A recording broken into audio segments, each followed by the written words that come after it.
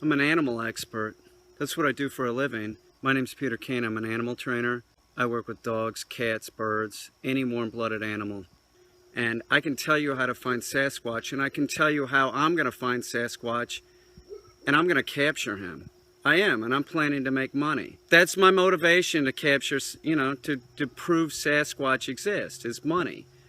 Now, as an animal guy, it's so simple. You have to look at the animal. And what is it about Bigfoot that's the first thing that you notice? He's big and covered in fur, okay?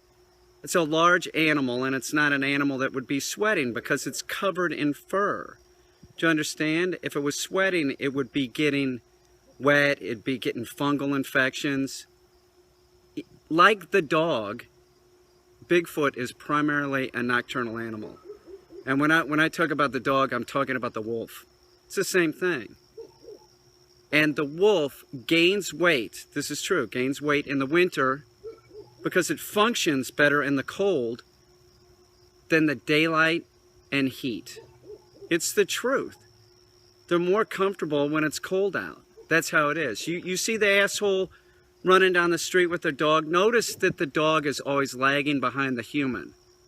That's because we can outrun the dog. You know, in the heat, are you kidding me?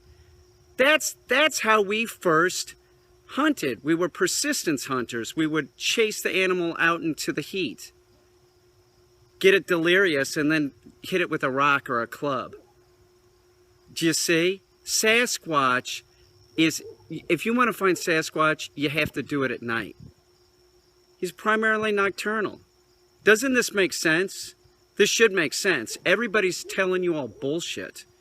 They are. All these, like, Snowwalker, it's all bullshit. Like this fucking bullshit in the forest, you'll see trees that are, like, form an X, right?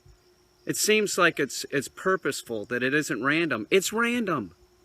It's a tree, and if it falls on something, it won't go all the way down. It's random. As human beings, we have a tendency to look for pattern. And with a lot of randomness, becomes like chaos, and then it ends up being sort of a pattern. It looks like a pattern. It's a pattern in that it's random. Do you get it? It's bullshit. That you go into any woods, you're going to see that. Anytime you have a bunch of trees real close to each other, there's going to be trees that'll die, or for whatever reason they get blown over.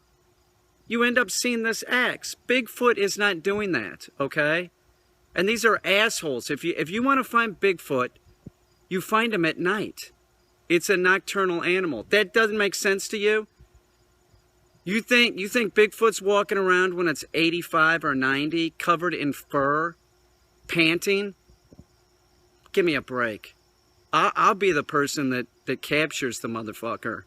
You know? If he's on this planet, I can capture him. I shit you not. Look for Bigfoot at night. Listen, if somebody else gets him, that's good too. But look for Bigfoot at night. Don't have a white light on. You can use a red, but go out at night and keep your mouth shut. And sit there, and you'll find Bigfoot. That's what I'm going to do. When I find him, I don't know. He's probably dead. He's dead. He's a fucking pervert, and everybody knows it. So here's the venison. I've been soaking it in yogurt for, about 24 hours. You could soak it in milk. Some people soak it in water and baking soda. That's just to take out some of the gaminess. And I was told that this is going to be a real gamey piece of meat. So that's why I'm soaking it. So take it out and put it on a paper towel like this. It's a beautiful day out. It rains, so it's a little bit cooler. And we're, Tonka, sit. We're out here at Cinnamon Lake, and what we're doing is I'm working with Tonka again. Tonka requires a lot of work. He really does. He's a very active, hyperactive type bird dog. And if you own one of these dogs, a Brittany, a GSP, some of these breeds that are hyperactive, they're not harder to train. That's what I wanted to say. Is they're not harder to train, but they require more of your time. They do. They require a lot more time.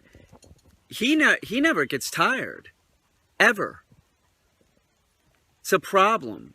If you have a hyperactive dog, the best thing that you can do is work with it daily. Drill it. Drill it and make sure that the dog is compliant. Tonka, heel. He popped out a heel. He needs to get back at heel. It's a douche. Hyperactive dogs, hyperactive persistent dogs are a lot of work, but they can be worth it. You get a lot more dog.